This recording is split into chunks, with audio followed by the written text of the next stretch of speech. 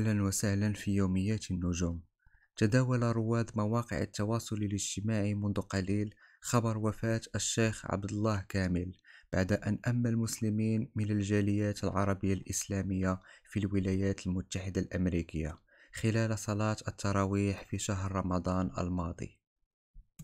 لم يؤكد الخبر أحد بشكل رسمي من أقارب الشيخ أو حتى الصفحة الرسمية للشيخ، إلا الصفحة الرسمية للمسجد الذي كان يصلي فيه الشيخ تراويح شهر رمضان الماضي، حيث علقت الصفحة الرسمية للمسجد قائلة: اشتهر الشيخ عبد الله كامل بصوته العذب في قراءة القرآن الكريم، حيث له تسجيلات عديدة على الإنترنت، والتي تتوفر أغلبها على قناته الرسمية على اليوتيوب.